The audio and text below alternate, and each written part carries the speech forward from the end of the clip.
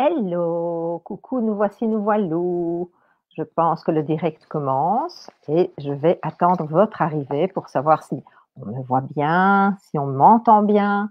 En attendant, votre arrivée dans le chat et dans vos petits cœurs et vos petits pouces pour encourager la diffusion de cette transmission. Je vais me présenter, je m'appelle Danielle Gourevitch et je suis la femme de vos rêves. En fait, j'aide les gens à réinventer leur vie grâce aux rêves qu'ils font la nuit. Et pour cela, je suis auteure d'un dictionnaire en 2 tomes pour avoir tout l'alphabet et qui s'appelle Avec le rêve, une vie de rêve. On peut le trouver sur mon site internet, je vous en mettrai l'adresse tout à l'heure.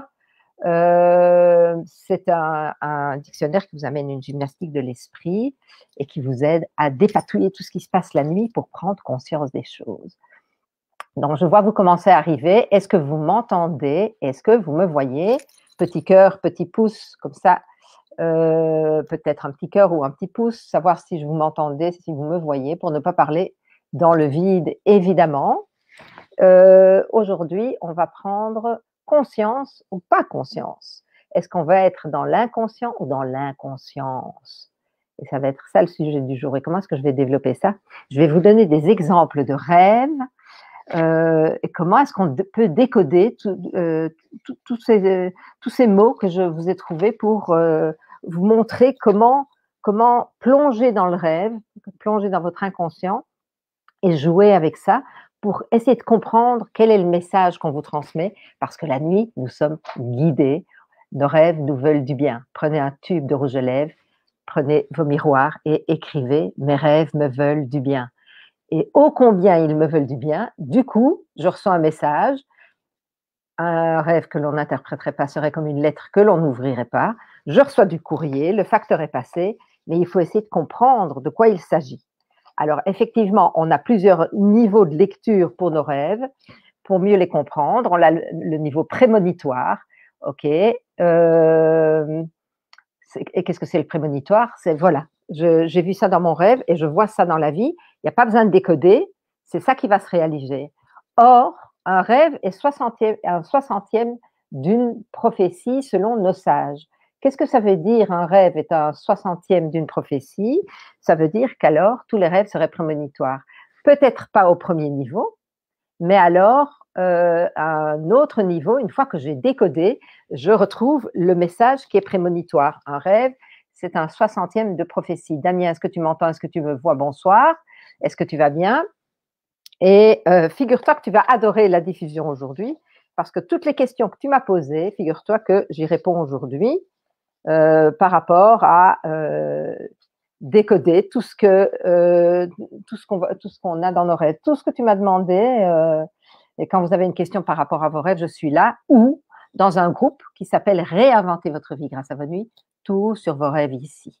Je vous reçois également en consultation, en privé, en ligne et en privé, mais pour cela, je vous offre de toute façon une demi-heure avec moi, une histoire d'avoir une entrée en matière et voir ce que vous seriez à même d'atteindre, ce que vous souhaiteriez atteindre, quels sont vos rêves et comment est-ce qu'on peut mettre tout cela en place et comprendre les messages qui sont envoyés la nuit.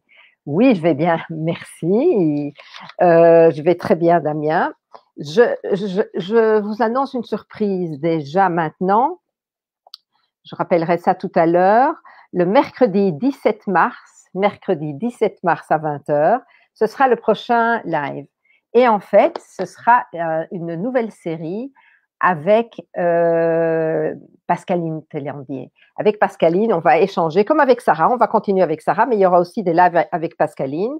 Et donc, le prochain rendez-vous, et on aura chaque fois une thématique. Et si vous souhaitez qu'on développe une thématique, ce sera avec plaisir. Donc, la première question, c'était comment le conscient peut influencer l'inconscient et du coup, nos pensées influençant notre inconscient nous fait rêver des scénarios qui ne sont pas réels. Je ne sais pas trop ce que tu appelles des scénarios pas réels. Rien n'est réel quelque part. Au premier niveau de lecture, oui, c'est prémonitoire, je vois ce qui va se passer, c'est comme ça que ça va se passer.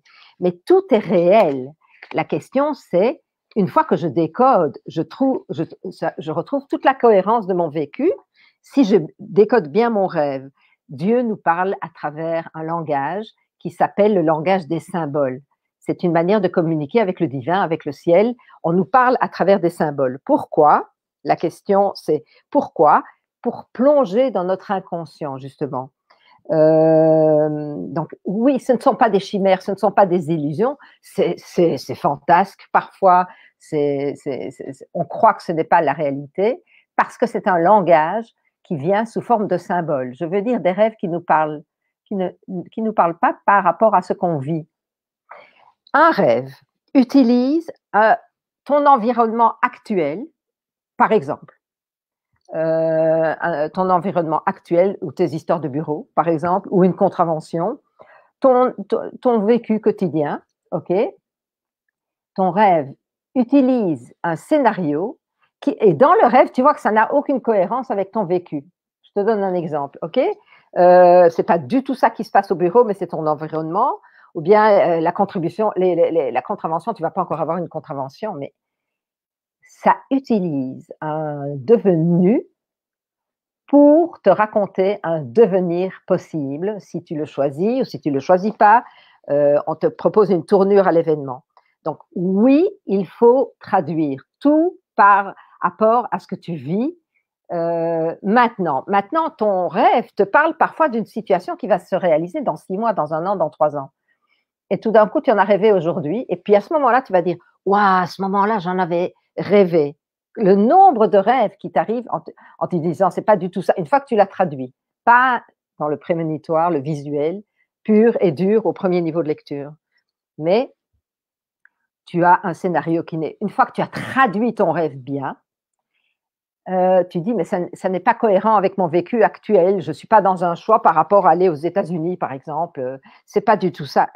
Qu'est-ce que tu sais de ce que tu vas vivre dans 2 ans? Et ton rêve te prépare déjà à des situations de ton devenir possible. Alors, tu as posé une question par rapport à ton inconscient. Est-ce qu'il influence ton inconscient? Voilà. Comment le conscient peut influencer l'inconscient? Je veux m'installer à New York.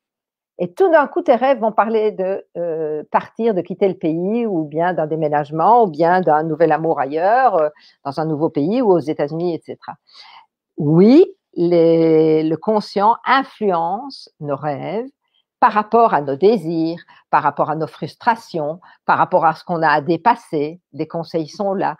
Bien sûr que ça utilise ce dont tu as conscience parfois, et souvent ce dont tu n'as pas conscience. C'est pour en prendre conscience. Donc, tu as un projecteur, tu projettes un film, tu te vois aux États-Unis dans 2 ans, waouh, c'est ça mon rêve, et je mets tout en route pour y arriver. Tes rêves vont suivre et vont te donner un jeu de piste ou un chemin initiatique pour toucher ton rêve, pour réaliser ton rêve. Donc, quand je dis qu'on pose une question le soir en s'endormant, est-ce que je vais rencontrer le prince charmant? Est-ce que je vais rencontrer mon âme sœur? Est-ce que je vais rencontrer… J'ai eu le témoignage d'une rêveuse fabuleux cette semaine, mais fabuleux. Elle a posé la question, quand est-ce qu'elle va rencontrer son âme sœur? Donc, ce dont elle a conscience, elle a pris conscience d'une question qu'elle a posée, et le rêve est venu lui dire, tu vas le rencontrer avant la fin de l'année. Texto, mot à mot, elle a entendu, on lui a dit, tu vas rencontrer ton âme sœur avant la fin de l'année. Alors, bien sûr que le conscient influence sur les rêves par rapport à ce qui te travaille, par rapport à ce que tu désires, par rapport à ce que tu dois dépasser, par rapport à ce que tu n'as pas compris. OK? Tu lances le projecteur, tu te fais tout un cinéma et le film continue d'une certaine manière pour te lancer sur certaines pistes.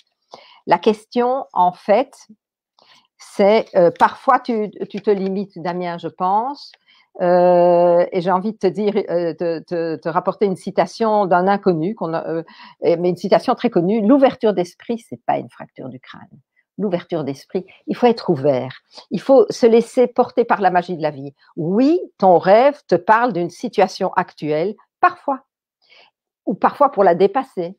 Mais il utilise ton environnement, il utilise ce que tu vis pour te raconter autre chose. Parce qu'une fois que tu le traduis, il te raconte autre chose et tu retrouves toute la cohérence de ton vécu. Moi, on m'a dit des choses en rêve que ce n'est pas vrai du tout. Faire la page des choses, c'est pas facile. Quelles étaient les nuits où on t'a dit que c'était pas vrai? Par exemple, ce n'est pas vrai à l'heure actuelle, ça peut le devenir. OK.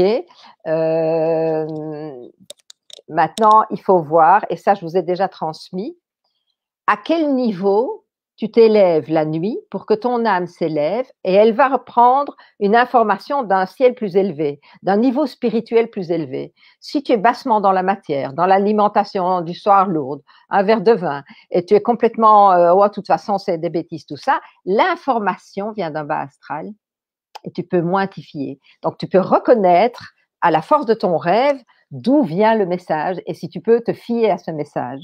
Maintenant, ce n'est pas parce que ce n'est pas juste aujourd'hui que ce ne sera pas juste un jour. Ça, j'en suis persuadée par force d'expérience, mais vraiment l'expérience.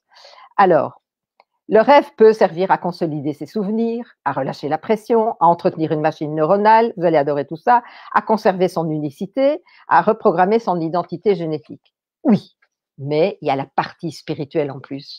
Il y a la partie psychanalytique et il y a la partie spirituelle. Et c'est quoi la partie spirituelle? Si ça vient d'un monde élevé, c'est le rêve est un 60e d'une prophétie. Alors, quel est le 60e dans le rêve que tu as fait? Pourquoi est-ce que dans le rêve n'est pas 80% de la prophétie et il est un 60e? Parce que selon le niveau d'où tu viens de recevoir l'info, il y a du résidu dans le rêve ou bien il y a des choses qui viennent te perturber dans le message, mais un rêve est un 60e d'une prophétie. Nos sages ont bien fait leurs statistiques par rapport à ça. Alors, maintenant, comme je disais dans le titre de la présentation aujourd'hui, il ne faut pas confondre l'inconscient et l'inconscience, d'accord? Si je rêvasse et je me vois sur une luge, un traîneau en Finlande avec le Père Noël, etc., et je reste dans l'inconscience si je ne prends pas conscience du message qui m'est envoyé. Et qu'est-ce que c'est l'inconscient? Pas l'inconscience, mais l'inconscient. C'est plutôt l'idée que ça pense en moi. Il y a une intelligence qui nous environne, ça c'est la conscience, ok, l'inconscient, pardon, et ça pense en moi. Alors, pour aller toucher cet inconscient, il faut que je me mette à réfléchir et que je m'arrête à mes rêves. Il suffit pas de dire voilà, j'ai rêvé de ça, ça n'a pas de sens, et puis on m'a dit ça, ça n'a pas de sens. Il faut s'y arrêter. Et c'est ce que je vais faire ce soir, c'est que je vais m'arrêter avec vous à différents exemples pour que vous voyez comment est-ce que je travaille un rêve, pour que vous puissiez vous en, comment est-ce qu'il faut dire, que vous en servir pour vous-même aussi. Donc, je vais vous donner des exemples de rêves, sauf si vous avez des questions. Alors, et Damien, tu vas adorer parce qu'il y a des tas d'exemples que tu vas reconnaître. Qu'est-ce que c'est le pare-brise d'une voiture? Qu'est-ce que c'est le pare-brise d'une voiture? Si je réfléchis, je m'arrête à mon rêve. Je suis en voiture ou pas en voiture, il y a une voiture dans mon rêve et il y a un pare-brise avant, il y a un pare-brise arrière. Ben, ça représente la possibilité d'avoir une vision par rapport au chemin que je prends, par rapport à la motivation que j'ai, mon automobile, ma motivation automobile, la manière dont j'avance dans la vie, où je me conduis, où je conduis ma vie, vers quoi je tends. Et si j'ai une bonne vision des choses, donc mon âme peut me parler à travers le pare-brise. Et si le pare-brise est devant, c'est par rapport à avoir une vision de mon chemin, par exemple. Est-ce que le chemin qui m'attend n'est pas plein de rocailles, plein de gravier, plein de soucis? Est-ce que le chemin est facile, plein de fleurs? Voilà. Maintenant, il y a le pare-brise arrière. À quoi sert dans la vie un pare-brise arrière? À regarder qu'on ne me fonce pas par derrière, on vient par derrière moi, ou bien je me retourne vers ce qui est derrière moi, le passé. De quoi par où, et dans ma manière d'avancer, ce passé est encore quelque part latent, parce que je suis dans cette automobile, et le pare-brise arrière, c'est de quoi je viens peut-être, quel est mon regard par rapport je suis devenue quelqu'un par rapport aux épreuves que j'ai vécues. Waouh, il y a eu ces épreuves et regarde ce que je deviens. Ça, c'est le pare-brise arrière. Maintenant, le pare-brise peut être avec un manque de visibilité. On n'a pas une visibilité parce qu'il est sale. Manque de visibilité par rapport à ce que je reçois, par exemple, en rêve. Ça m'est arrivé cette nuit. Ça ne veut rien dire tout ça, ou bien c'est faux. Hop, le pare-brise est sale.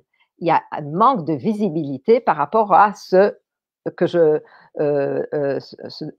par rapport à la source de mon avancement. Et en fait, ce serait un exemple, quelque chose qui est obscur dans mon esprit, je ne vois pas bien les choses. Je peux, par exemple, ne pas croire à ce qui vient du passé. Non, pas du tout, c'est pas comme ça que je l'ai vécu, ou c'est pas comme ça que je le vois. L'autre, il déforme, ou bien moi, je déforme ma manière de voir le passé. Ou alors, on n'est pas clair avec le passé. Par exemple, quand on voit le cœur, est-ce qu'il y a encore un amour qui me vient du passé que, je vois pas très bien, mais je pense qu'il y a encore quelque chose d'amoureux et qui n'est pas clair, qui n'est pas visible et que je porte encore avec moi. Je ne sais pas si ça te parle. Alors, ça, c'est par rapport au pare-brise. Voilà ce que je fais. Quand j'ai un rêve, je m'arrête et j'essaye pas seulement de faire une gymnastique de l'esprit, j'essaye de m'arrêter au symbole, du rêve, et je me dis, bon, qu'est-ce que je peux en faire? Qu'est-ce que je peux faire de ça pour comprendre le rêve? J'ai pas un dictionnaire à côté de moi, mais c'est vrai que je dois aller toucher ce qui pense en moi, donc cette intelligence qui pense en moi. Ah, ça te parle. OK. Donc ici, c'est parce qu'on s'arrête et qu'on essaye de comprendre, OK? Mais si tu traverses le rêve en disant, voilà, j'ai vu un pare-brise avec un cœur quand je suis allée dans la nature 3 jours après, et tu restes à ce niveau de lecture prémonitoire. Voilà, je rêvais de ça, je l'ai vu, ah ben c'est formidable. Et où est la partie de l'autre niveau de lecture où le rêve est un 60e d'une prophétie? Alors maintenant, si la voiture est au début du rêve, ou le pare-brise est au début du rêve, c'est de quoi est-ce qu'on me parle ici? Quelle est la problématique? Quelle est l'actualité que je vis actuellement dans mon environnement? Quel est le sujet que je vis actuellement? Alors là, tu peux rapprocher ton rêve au présent. Mais si j'arrive à la fin de mon rêve et que ça se trouve à la fin de mon rêve, c'est la clé du rêve. Quelle tournure je veux donner à cet événement? C'est la clé des songes, la clé du rêve. La solution par rapport à infléchir sur un événement en ma faveur, par exemple, se trouve à la fin du rêve. Et là, on me parle d'un devenir possible. Donc, le devenir possible, c'est si le pare-brise est à la fin, il faudrait peut-être que j'aille encore prendre un regard sur cet amour ou quelque chose. Donc, il y a un conseil où je ne veux pas le faire. Je ne tiendrai pas compte de ça. Donc, ça, c'est un devenir. Et le présent, c'est le début du rêve. Maintenant, quand on rêve d'un clin d'œil, quelqu'un qui nous fait dans la vie un clin d'œil, c'est quelqu'un qui nous amène à une connivence ou qui est taquin ou à une séduction, clin d'œil. Donc, un clin d'œil, c'est des moments d'une belle connexion en vue avec quelqu'un. Ça s'annonce. Voilà. Et je pourrais dire, oui, mais c'est pas mon présent. D'accord, c'est pas ton présent. Et alors, ça peut être dans 6 mois, dans 1 an, dans 2 ans. Le poisson. Qu'est-ce que c'est un poisson? Si je m'arrête de nouveau à l'histoire d'un rêve, je n'ai pas de dictionnaire pour le traduire. J'ai rêvé d'un poisson, mais c'est quoi un poisson? Un poisson, c'est quelque chose qui me file entre les doigts. Je ne sais pas l'attraper, ça glisse, je ne peux pas vraiment l'attraper. Égal, est-ce que ça symbolise quelqu'un qui ne s'engage pas, qui a peur de l'engagement? Maintenant, un poisson, c'est égal à soi-même. Hein. On ne l'attrape pas souvent avec une crise de fou rire ou une crise de larmes. On dirait que le poisson est égal à soi-même. Est-ce que ça me fait penser à quelqu'un qui est égal à soi-même, mais qui est bien dans son milieu aquatique? Donc, il nage comme un poisson dans l'eau, donc il est à l'aise dans l'inconscient. OK? Voilà comment je m'arrête à un rêve. Et ça, c'est important pour vous, si vous pouviez en tenir compte pour l'interprétation de vos rêves, de vous y arrêter, de réfléchir. Par exemple, un poisson qui mord à l'hameçon, ça veut dire qu'il y a quelqu'un en vue. Il y a quelqu'un en vue, ce rêve m'annonce que quelqu'un va mordre à l'hameçon. Il va croire, il va boire mes paroles, ça va se passer. Ou bien, c'est au début du rêve, il y a quelqu'un qui vient croire ce que j'ai raconté, c'était du n'importe quoi, ça c'était le début du rêve. Donc, il faut voir où se trouve le symbole. Maintenant, voir quelqu'un qui pêche, attention de ne pas se faire attraper. Quand on voit que c'est l'autre qui pêche ou des autres pêchent, attention soi-même de ne pas se faire attraper dans la vie. Ça veut dire qu'il y a une trahison peut-être en vue. Maintenant, est-ce que c'est le début du rêve? Est-ce que c'est la clé du rêve à la fin du rêve? Et maintenant, la bonne pêche, c'est une bonne occasion. Waouh, ça c'était une bonne pêche, on a eu une bonne occasion aujourd'hui. Donc, jouez avec les mots, jouez avec les expressions, voyez si ça se trouve au début, au milieu, à la fin, et à quelle date se passe votre rêve. Un ours. Quand on voit un ours dans un rêve, ben, est-ce qu'on ne dit pas de quelqu'un, celui-là c'est un ours mal léché, hein. Franchement, il n'est pas poli, il se conduit vraiment grossièrement, pas de bonne composition. Ça, ce serait le symbole d'un ours. Et quand vous rêvez d'un ours, est-ce que ça me parle de moi? Est-ce que c'est moi qui suis de mauvaise composition? Ou est-ce que je ne suis pas très agréable avec quelqu'un? Ou bien ça me parle de quelqu'un dans mon entourage? Ah ben non, je ne vois pas de qui ça pourrait me parler dans mon entourage. Pas de problème. Le jour où vous allez rencontrer cette personne qui conduira comme un ours mal léché, ah ben oui, mon rêve m'en avait parlé. Et quelle était la clé du rêve? À ce moment-là, se rappeler quel était le conseil par rapport au scénario. Alors, la maman ours, forcément, ce sera un symbole d'instinct maternel. Maintenant, on dit aussi, il y a une autre expression, il ne faut pas vendre la peau de l'ours avant de l'avoir attrapé. Peut-être que ça m'annonce quelque chose qui n'est pas acquis d'avance et qu'il faudra encore attraper parce que cet ours mal léché, moi, je vais lui faire une leçon. L'ours en plus, c'est la tendresse en vue, évidemment. On a l'ours blanc qui est un ours serein, donc ça veut dire que cet ours mal léché, lui, dans son truc, il est serein, hein, il n'y a aucun problème. Tandis que s'il est brun, c'est quelqu'un qui est bien ancré dans la matière, cet ours mal léché, par exemple. Et s'il est noir, c'est quelqu'un qui est dans le malheur, quelque part. Donc, d'après la couleur, on peut comprendre que ça pourrait nous donner un indice sur quelqu'un ou sur soi-même. Alors, vendre la peau, tuer, donc vendre la peau de l'ours avant de l'avoir tué, ok, pas attrapé, c'est bien, merci pour la correction. On voit dans son rêve des gens qui se baignent. Une attaque d'ours, ben, c'est que l'ours mal léché, tu vas te sentir agressé par ça. Tu peux te sentir agressé, tu peux te sentir anéanti par quelqu'un qui serait un ours mal léché. Donc, une attaque d'ours, ce serait plutôt de cet ordre de destruction possible, d'être anéanti par quelqu'un. Donc, c'est un appel à la vigilance.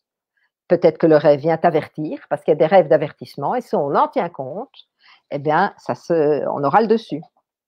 Tu vois des gens qui se baignent quand on voit quelqu'un qui se baigne, ça veut dire qu'il se baigne dans l'eau. Et se baigner dans l'eau, ça veut dire que ce sont les eaux spirituelles de la vie.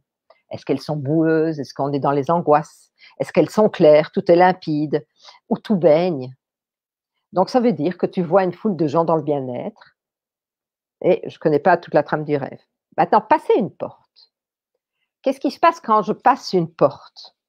Soit je rentre à l'intérieur, soit je sors à l'extérieur. Donc, si je réfléchis à la porte, je m'arrête à mon rêve et je réfléchis à la porte.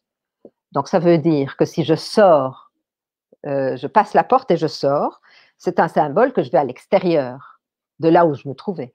Donc, c'est un symbole d'extériorisation. Ce qui se vivra et se verra extérieurement. Je passe la porte vers l'extérieur.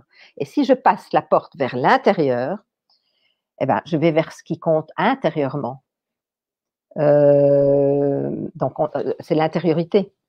Alors, rêver d'un éléphant sur lequel on est assis qui traverse une mer calme. Rêver d'un éléphant sur lequel on est assis qui traverse une mer calme pour passer un îlot à la terre. Bonsoir, Anne-Laure. L'éléphant, soit ça trompe énormément, soit il a une mémoire d'éléphant. Donc, rêver d'un éléphant, c'est quelqu'un qui se souvient et qui est bien ancré, dans ses souvenirs. Et quand on est assis, par exemple, si je suis assis sur un cheval ou sur un éléphant, ça représente l'autre, comme la relation, je suis bien dans cette relation avec cette personne qui traverse une mer calme, donc l'inconscient, donc tout va bien, les souvenirs, il les vit bien, la mémoire d'éléphant pour passer un îlot, d'un îlot à la terre, pour passer de la solitude, l'île, c'est la solitude où on se sent seul, à la terre où tout se vit. Donc, c'est comme si ça annonçait une belle relation ou un retour de flamme ou bien une meilleure communication avec quelqu'un. Parce que, attention, il se rappelle, hein, il y a des choses qui ont été dites. Mais on est bien assis là, dans cette relation. Est-ce que ça te parle, Anne-Laure? Alors, quand tu te baignes avec quelqu'un, c'est que tu baignes entre vous, si l'eau est limpide. Comment est-ce que vous avancez? Comment est-ce que tu nages? J'avais trouvé des histoires avec nager. Est-ce que j'ai... Non, ok. Bah, on nage et on avance dans les eaux de la vie. Est-ce qu'on nage? Est-ce que c'est dur? Est-ce qu'on avance avec péniblement dans la vie ou ça coule à flot et c'est merveilleux? Donc ça, c'est pour les gens qui se baignent.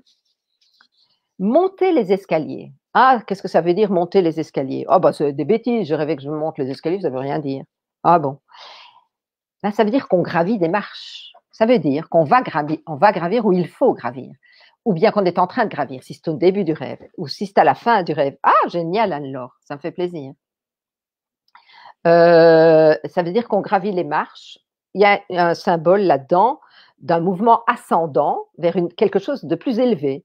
Par exemple, je vais passer mon diplôme de médecine et je vais réussir. Eh bien, si je rêve que je monte les escaliers juste avant un examen, ça veut dire que je suis dans une période de chance dont il faut profiter parce que je vais gravir les échelons. Et donc, je vais avoir un mouvement ascendant dans la vie. Ou bien ça peut m'annoncer, si je vois un amoureux au-dessus de l'escalier, par exemple, c'est que je vais vers lui. On va se rapprocher. J'arrête de rêver de monter des escaliers. J'arrête pas de rêver de monter des escaliers. Ben regarde, c'est magnifique. Parce que ça, franchement, il faut en tenir compte. Alors, certainement, quand c'est récurrent comme ça, essaye de tenir compte de ce que je te propose ici. Donc, c'est une période de chance dont il faut profiter. OK? Et tu vas gravir les échelons. Tu vas vers quelque chose de mieux, Damien. Tu vas vers quelque chose de bien. Je ne sais pas si ça te parle. Alors, on monte, on s'élève. Ça veut dire que tu es dans la bonne direction. Quand on monte les escaliers, ça veut dire qu'on est dans la bonne direction. Quand on descend les escaliers, on n'est pas dans la bonne direction. Attention, ici, tu te fourvoies de direction parce que tu régresses ou tu vas régresser. Dans ce que tu as choisi, tu vas régresser ou tu vas devoir t'éloigner de ce qui est en haut, par exemple, ou de l'entreprise, etc. Il ne faut pas aller là-bas, par exemple. Et il vaut mieux descendre dans les profondeurs de soi pour comprendre les choses et aller toucher cet inconscient qui pense en moi et ne pas rester dans l'inconscience. Donc, pas rêvasser. Ça me parlera dans le futur, j'imagine. Oui. Et si tu as, par exemple, lancé un défi à tes rêves, est-ce que tu as lancé un défi à tes rêves? Je veux ça. Je veux réaliser ça. Je veux. Tu lances un défi. Voilà. Donc, tu demandes à tes rêves de t'y conduire. Et ben, on te dit, ben, c'est un bon choix. C'est un bon choix. Est-ce que tu as lancé un défi à tes rêves, par exemple? Alors, donc ça, j'ai déjà vu. Le vaisseau spatial. Qu'est-ce que c'est un vaisseau spatial dans un rêve? C'est un moyen d'explorer des mondes supérieurs. Tout simplement. C'est un moyen. Donc voilà, je réfléchis à mon rêve, je m'y arrête et je rêve d'un vaisseau spatial. Je rêve d'un moyen d'explorer des mondes supérieurs. Égal, ouvre le livre que tu voulais lire. Regarde ce documentaire qui va te fasciner. Tu le sais, ça parle des mondes supérieurs, spirituels, etc. ou autres, les secrets du ciel.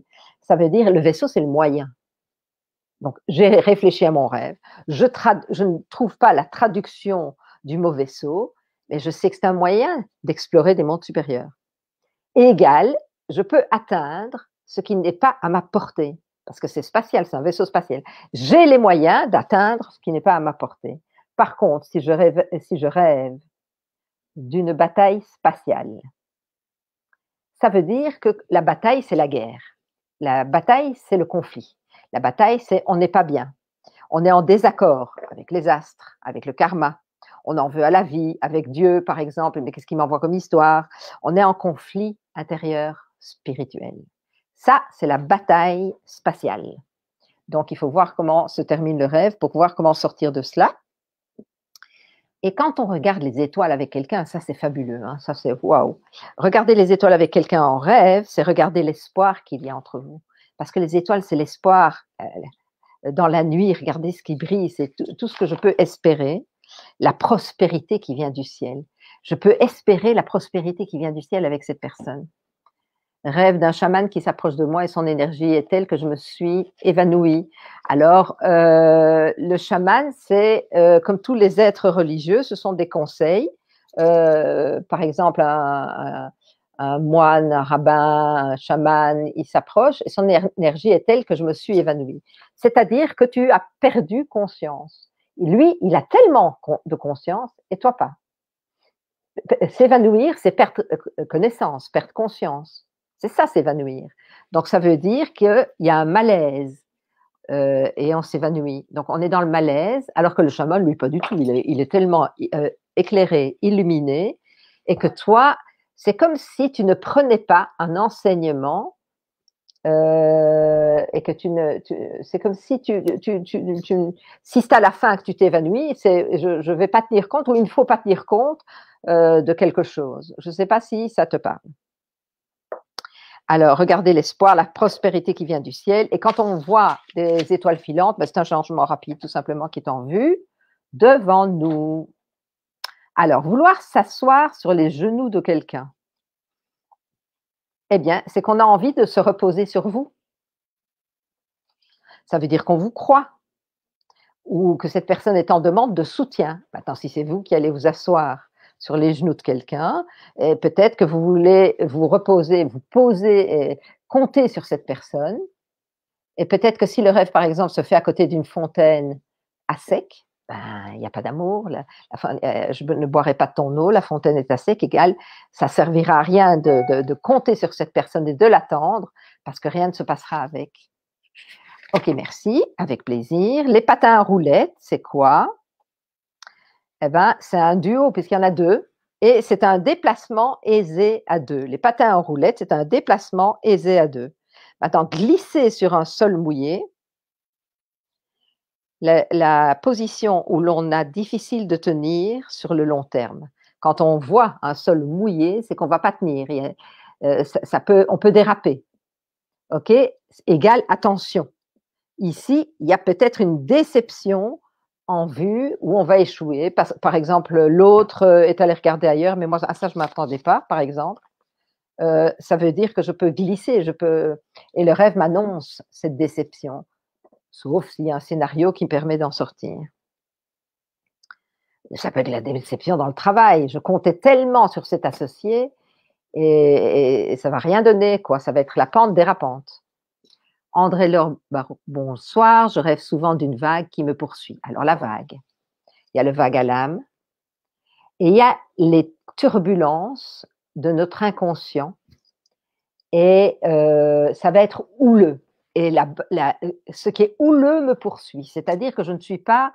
Est-ce que tu es quelqu'un qui te sent un peu perturbé par les aléas de la vie qui sont houleux? Maintenant, attention à la maladie des poumons, parce que c'est le poumon de la terre, ok? Et là, c'est houleux. Donc, est-ce que le poumon, est-ce que tout va bien au niveau des poumons? Mais c'est le vague à l'âme. Je me sens vraiment tout le temps avec du vague à l'âme, ou bien je me sens, ça peut être une dispute, une vague énorme qui me poursuit. Ça peut être une dispute dans laquelle je me sens vraiment poursuivie dans cette histoire. Quand on rêve d'un ex qu'il a le visage déformé, notamment la bouche, et lorsqu'il enlève son bonnet, il en sort un os de licorne en caoutchouc. Égal, quand on rêve d'un ex, c'est pas qu'on rêve d'une relation qui va se passer de nouveau avec cette personne, mais ça, c'est pour prendre les leçons de cette relation pour ne pas reproduire ça dans ma relation actuelle ou dans une prochaine relation.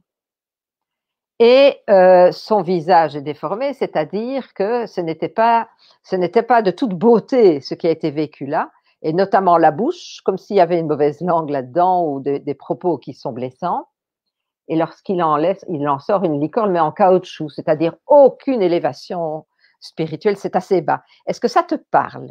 Ou alors, est-ce que tu peux essayer de comprendre ce qui s'est passé dans cette relation pour vivre quelque chose quand même de plus beau? Et mon dernier exemple, c'est un enfant, quand on voit un enfant qui tombe à l'eau, et c'est quoi l'enfant? Parce que tomber à l'eau de haut, c'est un grand danger pour quelqu'un. Quelqu'un est en grand danger. De noyade, de couler, d'échouer, de se noyer, vraiment d'aller très mal. Il y a une chute terrible. Et l'enfant, qu'est-ce que ça représente? Est-ce que ça représente mon projet de vie? Cet enfant a 6 ans, ça veut dire que ça fait 6 ans que je construis une société et cet enfant, je le vois chuter de haut, ça veut dire qu'il y a une faillite en vue, par exemple. Il faut voir ce que l'enfant représente, quel est le prénom de l'enfant, quel est le sexe de l'enfant, etc. Voilà mes doux rêveurs. Qu'est-ce que vous pensez de cette manière de faire quand vous avez un rêve pour vous y arrêter? Qu'est-ce que vous pensez? Est-ce que ça vous pourrait vous apporter un plus histoire de ne pas rester dans l'inconscience, mais toucher son inconscient, ce qu'il pense en moi? Maintenant, j'attends vos réponses, évidemment. Et figurez-vous que demain, c'est un rêve. Ah, oui, c'est bien. Ah, génial, génial, Damien. Merci, c'est très intéressant. C'était pourtant une belle relation, mais j'ai culpabilisé car je l'ai quitté pour un autre. C'était il y a plus de 10 ans. Il y a quelque chose, si tu l'as quitté, c'est que tu ne voyais pas cette beauté de cet amour. Ok, tu ne voyais pas. Bon, est-ce qu'il a dit après, il était peut-être blessé la bouche. Est-ce que tu peux prendre une leçon? Ok, pourquoi est-ce que tu l'as quitté? Tu as culpabilisé, mais pourquoi tu l'as quitté? Qu'est-ce qui n'allait pas là-dedans? Qu'est-ce qui ne te plaisait pas? Est-ce qu'il n'avait pas des intérêts spirituels communs? Ou est-ce que le physique ne te convenait pas, donc il n'était pas beau?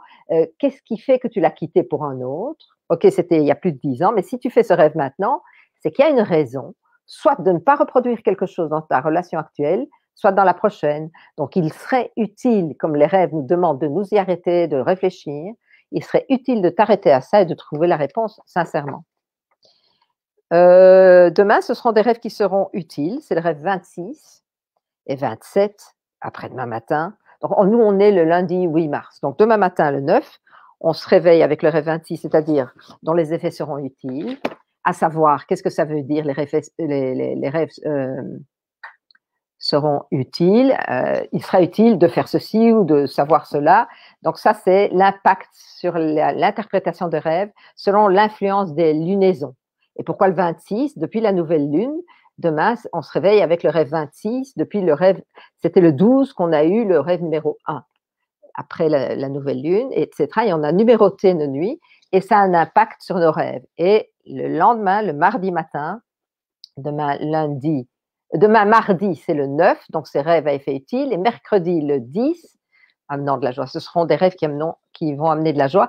Il faut s'en réjouir. Et le 13 mars, vous allez vous réveiller avec le rêve numéro 1. Alors maintenant, pourquoi est-ce que j'ai mis en bas profiter de 30 minutes offertes avec moi?